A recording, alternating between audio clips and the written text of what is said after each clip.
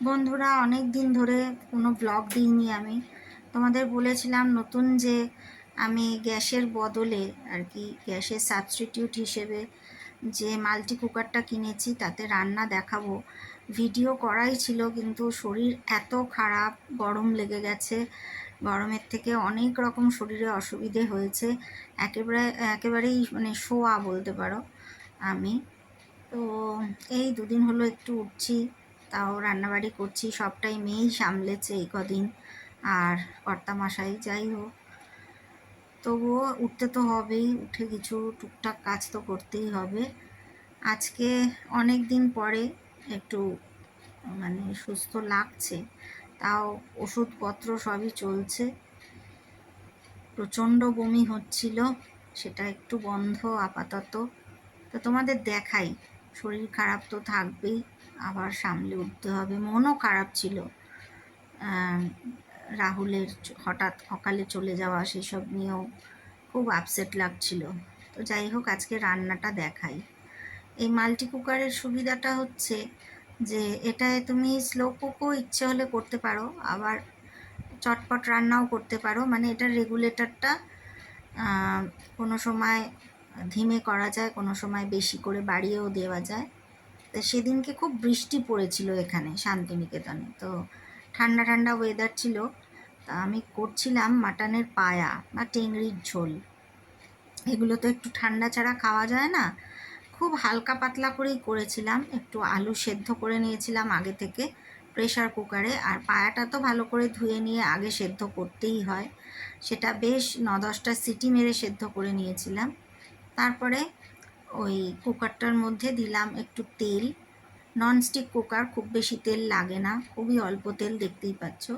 তার মধ্যে একটু গোটা গরম মশলা, আর তার সাথে তেজপাতা, শুকনো লঙ্কা, এগুলো দিতে হবে আর কি স্বাদের জন্যে। যেভাবে আমরা মাটন স্টু করি সেইভাবেই করতে হবে। আর বীজ ফেলে দিয়ে আমি শুকনো লঙ্কাগুলো ইউজ করি। আমার মেয়ে খুব সুন্দর করে শুকনো লঙ্কা আর তেজপাতাগুলো ছোট ছোট করে কেটে কৌটোয় ভরে রেখেছে, আমার রান্না করতে ভারী সুবিধা হয়। তো সেইটা ভালো করে একটু নেড়ে চেড়ে তারপরে তার মধ্যে যতটুকু সামান্য মশলা দিয়ে রান্না করা যায় সেভাবেই করব। একটু পেঁয়াজ দিয়েছি, কাঁচা লঙ্কা দিয়েছি, এর মধ্যে গোটা রসুনও দিতে পারো, আমি দিইনি যেহেতু গরমটা পড়েছিল, তো সেই কারণে আমি দিইনি। তবে সেদিনকে বেশ বৃষ্টি হয়েছে আর ঠান্ডা ঠান্ডা একটা আবহাওয়া ছিল বলেই করেছি, নাহলে এই গরমের মধ্যে এইটা না খাওয়াই ভালো।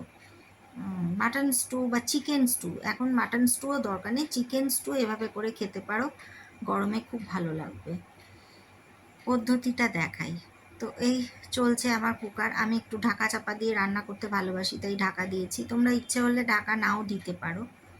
তো দেখলাম বেশ চটপটি পেঁয়াজটা ভাজা হয়ে আসছে। আমি একটু নুন মিশিয়ে দিলাম এর সাথে, নুন মেশালে পেঁয়াজটা একটু নরম হয়ে যায় তাড়াতাড়ি।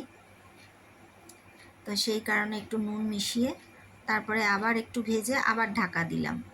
আমি বারবার ঢাকা দিয়ে করতে ভালোবাসি। তার মধ্যে মেশালাম কিছু মশলা আর টমেটো। তারপরে দেখো এই অবস্থা হয়েছে, এটা কষা মতো হয়ে গেছে। তো এরপর এটার সাথে মেলাবো হচ্ছে টেংরি আর আলু সেদ্ধটা। তো মশলা বলতে নুন, হলুদ, জিরের গুঁড়ো, সামান্য একটু ব্যালেন্স করার জন্য মিষ্টিটা অ্যাভয়েড করতে পারো যারা খাও না। কাঁচা লঙ্কা তো এর মধ্যে দেওয়াই ছিল।